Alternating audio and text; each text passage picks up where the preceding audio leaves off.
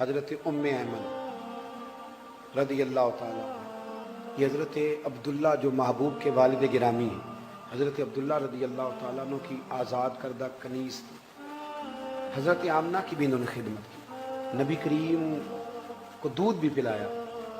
مکہ مکرمہ سے ہجرت کر کے لوگ مدینے آئے تو یہ بھی آئی تھی، تو جن لوگوں کو نبی پاک صلی اللہ علیہ وسلم نے بھائی بھائی بنایا تو انہوں نے پھر اپنی جائیدادیں آدھی دے دی تھی، آپ نے سنی ہوئی یہ بات۔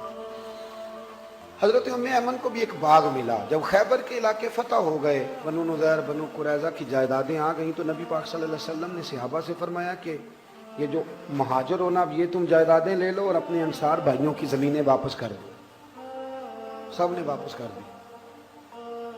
حضرت ام ایمن کو ایک باغ ملا ہوا تو حضور نے فرمایا آپ بھی واپس کر دیں، بوڑھی تھی، رضائی والدہ تھی، آپ بھی واپس کر دیں۔ کہنے لگی میں تو نہیں کرتی،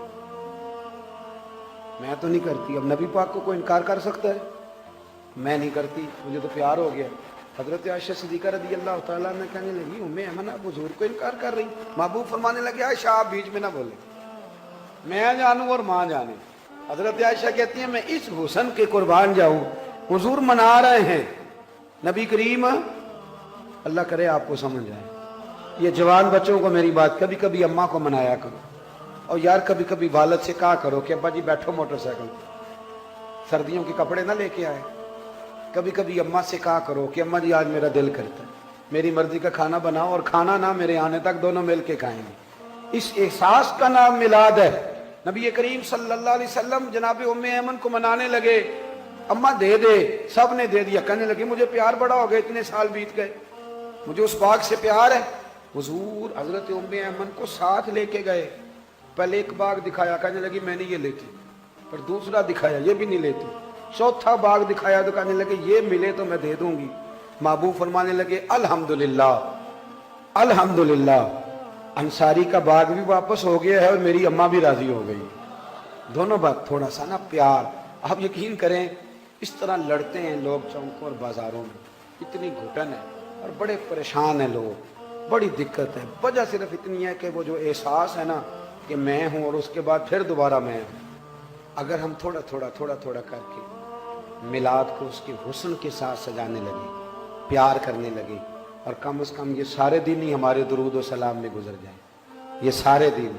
اور اگر 12 ربیع الاول شریف کو بھی کسی نے 5 نمازیں نہ پڑھی تو پھر شکوہ کرنے والا شکوہ تو کرے گا نا، اور صحیح کرے گا کہ وہ نماز جس کے بارے میں نبی پاک نے فرمایا نماز پڑھو گے تو میری آنکھیں ٹھنڈی ہو جائیں گی، تو میں نماز پڑھ کے بھی تو انسان نبی کریم کو راضی کرتا ہے نا۔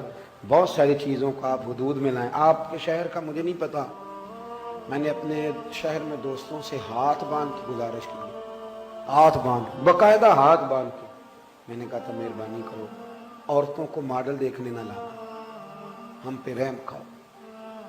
یہ کون سا میلاد ہے کہ آپ بیویوں کو موٹر سائیکل پہ بٹھائیں اور بے پردگی کرے راتوں؟ یہ کون سا میلاد شریف؟ مہربانی کرنا۔ اور کسی اگر میلاد میں کوئی غیر شرعی حرکت ہوتی ہے تو یاد رکھنا وہ میلاد سے حضور راضی نہیں ہوں گے، بلکہ نبی کریم علیہ السلام گریبان تھامیں گے اور سوال کریں گے کہ میرے نام پر یہ دھما چوکڑی، اتنا بڑا ظلم، مہربانی فرمائیں۔ بالکل دائرہ شریعت کے اندر، بالکل۔ اور میلاد میں وہی کام کریں جو ہمارے بزرگوں نے ہمیں دیے۔